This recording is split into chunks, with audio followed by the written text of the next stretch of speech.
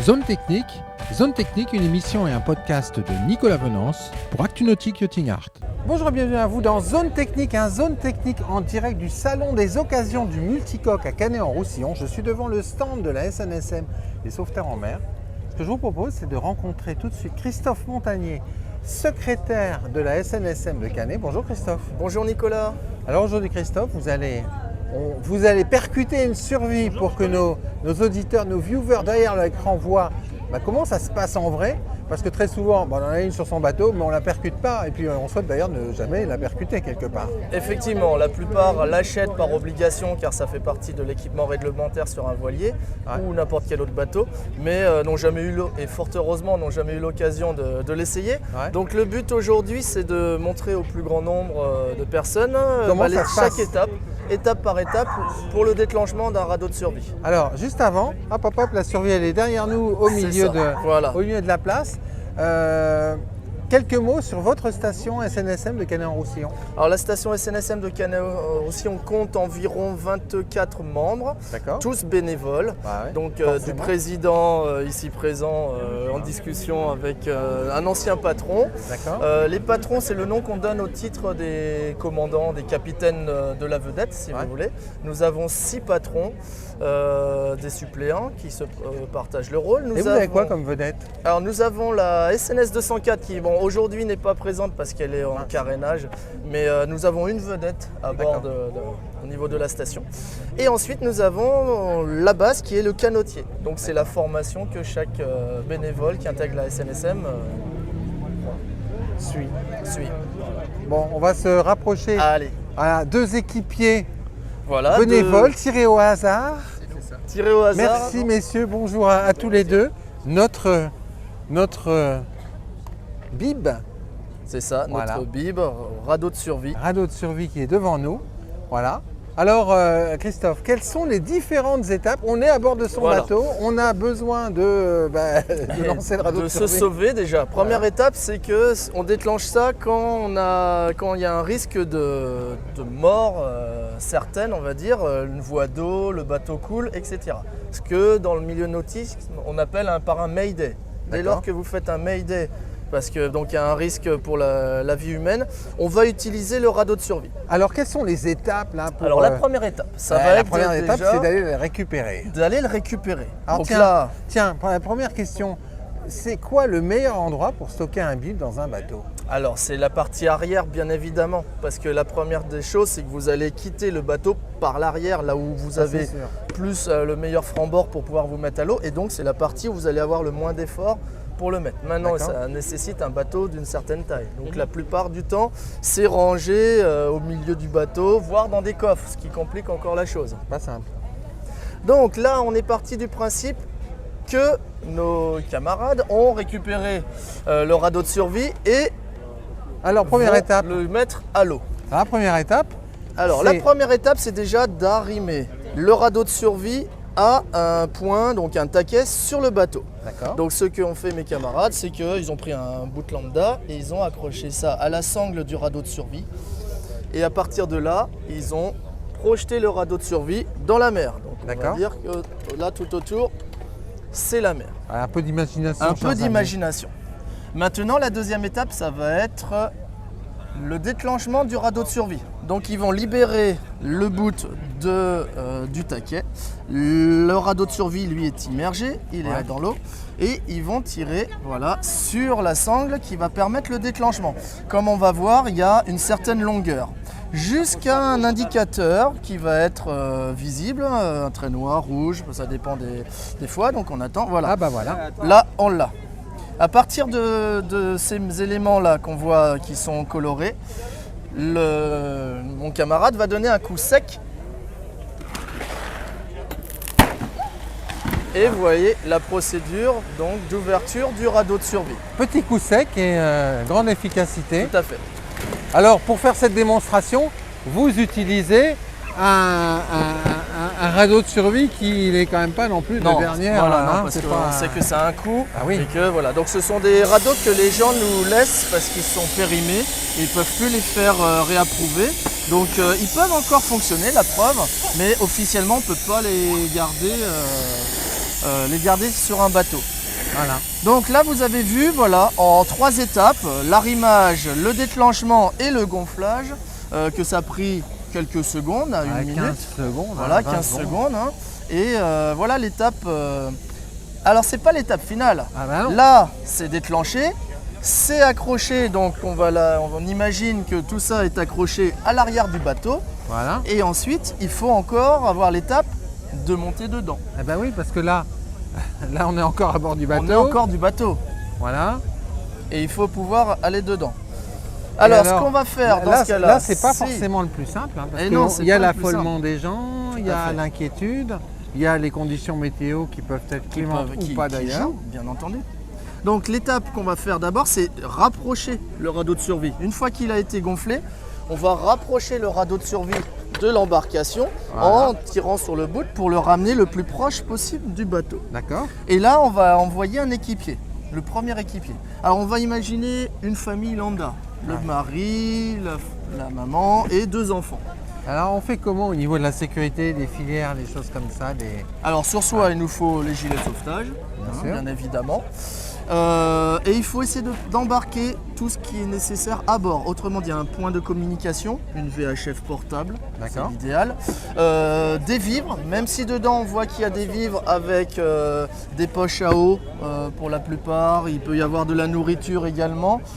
On n'hésite pas à prendre de l'eau à bord, parce que c'est quand même l'élément crucial d'avoir toujours de l'eau avec soi. Des denrées, tout ce qu'on peut avoir à bord, on le met dans un sac. D'accord. On va demander à l'équipier le plus, on va pas dire habile, mais le plus compétent, entre guillemets, d'aller dedans. Généralement, on va mettre le capitaine. Pour quelle raison ? Parce qu'il va avoir la force d'aider les autres à monter dedans. À bord. Alors que si on veut, par logique, protéger sa famille en y mettant les enfants, par exemple, s'il se passe quelque chose, ça va être beaucoup plus compliqué de faire monter un des parents qui se doute. Donc, on fait monter l'homme ou la personne la plus en force en premier, et ensuite on emmène les autres membres de la famille, les enfants, etc. Une fois que tout le monde est à bord, ce que font mes camarades là, c'est-à-dire ça, vous le feriez à l'intérieur. Vous vérifiez tout ce qu'il y a dedans. Tout ce qui est disponible. Alors qu'est-ce qu'il y a dans celle-là, par exemple ? Alors, qu'est-ce qu'il y a à bord ? On va y trouver de l'eau. Donc, vous avez des poches à eau. Voilà.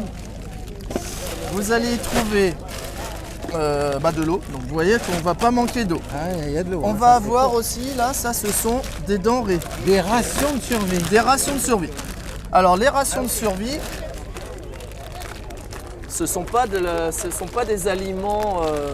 c'est pas du gastronomique c'est pas du gastronomique. Hein. Ah. C'est, vous allez voir, ce sont des petites barres. Tout s'ouvre. Voilà. Tout s'ouvre comme en fait. Vous pouvez voir, voilà, ça, ce sont des rations de survie. Donc une sorte de malasse, comme des barres de céréales en fait. C'est un peu l'image de la barre de céréales. Bon, voilà à quoi ressemblent des rations de survie. Je vais en goûter une, je vais vous dire. Allez-y. C'est peut-être pas terrible, hein, mais si je tombe, c'est qu'elle a été plus bonne. Oui, voilà. Mais c'est fait pour durer assez longtemps. Hein.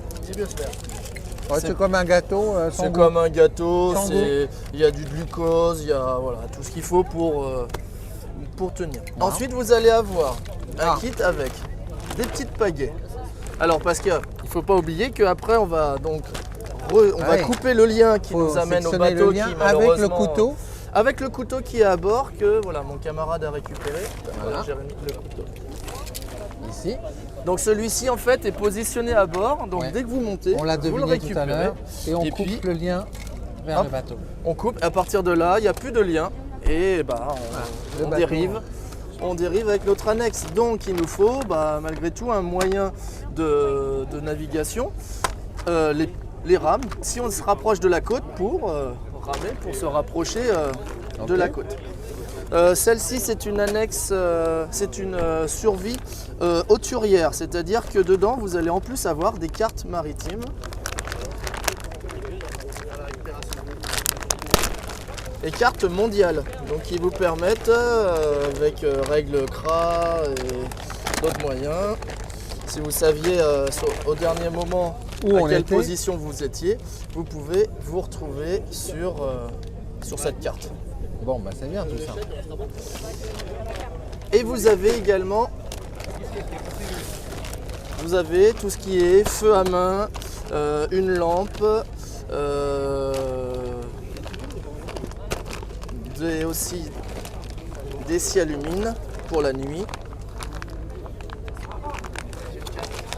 Hein, vous voyez que c'est quand même complet. Même vous avez des médicaments pour le mal de mer. Parce qu'on peut être aguerri. Lorsqu'on passe plusieurs jours là-dedans, on l'est moins. On est tout de suite moins aguerri. Hein. Des fumigènes, voilà. Sur un radeau comme ça au Turier, on est censé tenir combien de temps Alors sur les hauturiers, on est censé pouvoir vivre dessus entre 48 et 72 heures. D'accord, sachant qu'on a lancé un Mayday avant, voilà. qu'on a peut-être ce qui est en électronique pour se signaler en temps réel. Voilà, donc j'ai oublié de vous dire, maintenant dans les embarcations modernes, il existe des balises individuelles, voire balises. Donc il ne faut pas hésiter à l'embarquer également, c'est beaucoup plus précis pour pouvoir être retrouvé. Bah oui, parce que si on ne l'a pas, ça sera effectivement au dernier endroit de communication. Et les recherches, on imagine bien que sur le globe terrestre, il peut y avoir une certaine distance. On rappelle au passage que ce genre de fumigène ou de feu de détresse pour pouvoir être détecté n'est pas utilisé n'importe comment. On imagine qu'un avion nous a vus. Oui. Enfin, un avion nous a vus. Non, un avion nous a pas vus. Un avion nous passe au-dessus. Et on veut l'utiliser pour qu'il puisse nous voir, ça sert absolument à rien, à part perdre le feu, parce qu'à sa hauteur, il ne nous voit pas. Il faut les utiliser lorsqu'on a l'impression que l'avion vient vers nous, que l'hélicoptère vient vers nous parce qu'il pense avoir vu quelque chose. Si on voit que l'avion passe comme ça, juste au-dessus de la tête, ça ne sert à rien de le lancer. Lui, il ne le verra pas. Oui, parce qu'en fait, il regarde devant, il regarde pas. Il regarde devant et puis. Par contre, si vous voyez que l'avion d'un coup tourne, il cherche et puis parce que vous avez des miroirs aussi que vous avez mis un peu et puis d'un coup, il vous donne l'impression qu'il vient vers vous. C'est là que vous allez tirer dans sa direction. Et là, effectivement, il va le voir. Et que la plupart du temps, malheureusement, on voit un avion, pouf, et puis, en fait, ça n'aura pas servi. Et alors, vous avez aussi dedans une encre flottante. C'est l'encre flottante, ça, j'imagine. Alors, l'encre flottante, ça sert à quoi ? Ça dérive, on est d'accord, et ça va dériver vite. Donc, tout le but pour nous, c'est d'essayer de ralentir le plus la près dérive possible pour du point de que ça puisse être plus équilibré. Donc on va utiliser ce système-là. Donc d'encre flottante, c'est ni plus ni moins qu'un gros sac. Voilà. Et donc ça, vous allez l'accrocher sur un point. Ah, tu l'as enlevé, d'accord. Donc c'était déjà en poste, c'était accroché à l'arrière. Et donc ça, vous le larguez et ça va freiner la dérive du radeau de survie. Donc là, tous ces petits éléments, c'est ce qu'il faut faire au tout début. Et ensuite, patienter jusqu'à ce que les secours arrivent. Un dernier élément, c'est ça. Alors c'est pas pour le jouet de l'animal de compagnie, pour l'occuper pendant la... Parce qu'il va s'ennuyer quand même. Il va s'ennuyer, mais c'est vrai que non. C'est là on imagine qu'une personne a eu du mal à monter ou est partie à l'eau. Et donc il faut aller le récupérer. Donc une personne reste là, lui envoie l'espèce de bouée de sauvetage et c'est une manière de le ramener à la vedette. Voilà, Nicolas, je pense qu'on aura fait à peu près le tour. Un radeau de survie comme ça, c'est indispensable sur un bateau. C'est indispensable, oui. Ça s'entretient. Alors ça s'entretient en suivant le programme de recyclage, voilà, tout à fait. Donc c'est tous les 4 ans à peu près. Et donc il faut se rapprocher de son ship chandler local qui a tout un programme pour envoyer le radeau de survie aux stations pas de recyclage mais d'entretien. Et eux ils vérifient, vous avez vu que là-dedans il y a des dates de péremption. Donc ça par exemple c'est changé. L'eau c'est pareil, ils renouvellent l'eau. La bouteille, parce que c'est comme une bouteille c'est de l'air comprimé.